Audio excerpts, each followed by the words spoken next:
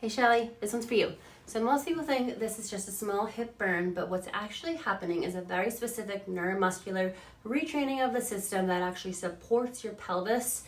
When you lay on your side with your hips and knees flexed, you keep them stacked, you're putting your pelvis in a controlled position.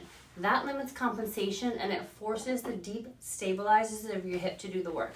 That 1-inch lift targets the gluteus medius and deep rotators, which are responsible for controlling femoral head of your hip position in the socket.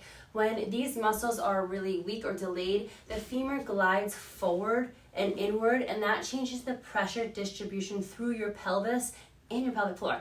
So research has actually shown that the glute medius muscle plays a major role in pelvic stability during a single leg loading, and then when it underperforms, the pelvic floor overcompensates by increasing its tone, which is why people with weakening or pelvic pain or hip pain can have tight overactive pelvic floors. That small range of motion that you're going to do in the exercise matters because it increases time under tension and it improves motor control and not just the strength.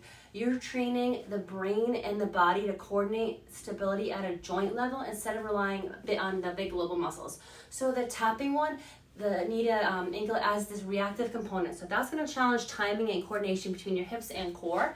That is key because continence and pelvic support and not just about strength, they are about a sort of timing and pressure management. So that deep burn that you'll feel in the local muscle is muscle fatigue combined with increased motor unit recruitment. So your body is finally accessing the little muscles that have been underused or just bypassed over time. This is going to help reduce excess strain on your pelvic floor, sacrum, hips, and improve the load and transfer through your pelvis and support better control with movements like jumping, running, not that you're doing that, but even coughing or sneezing and just lifting things.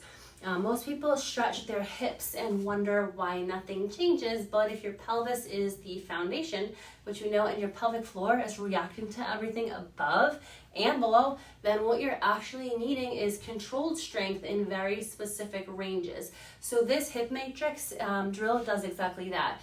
You're going to start by lying on your side and bring both knees into flexion as close as you can without losing the knee alignment stacked over. Your knees would be directly on top of each other. You want to keep them perfectly parallel the entire time. From here, you're going to lift the top knee up just an inch, lower it just an inch with precise control. Try to not let your knees touch. So you're going to stay here for 30 seconds. And you're going to keep movement small and intentional because this is where the magic happens.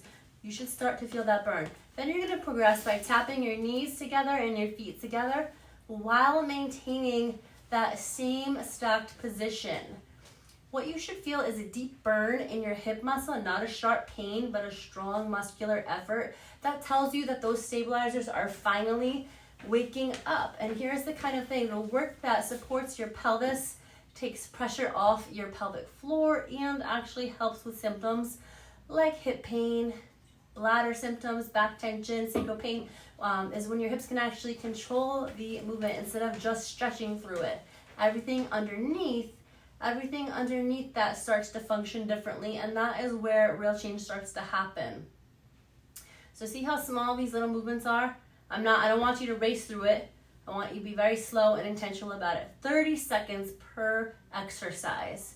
So I'm about like 10 in, I can already feel my glute medius muscle firing and waking up. Then you're going to switch sides. Always do both sides.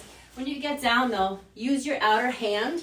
Do this on the bed or the floor. Push your outer hand into the bed or floor to take pressure off the bottom hip.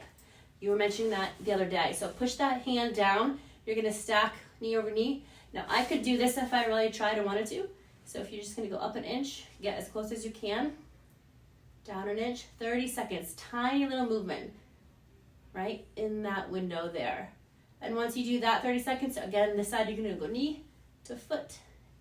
Slow and controlled. Working your rotators and stabilizers. And breathe through that as best you can. Okay, now I'm going to make you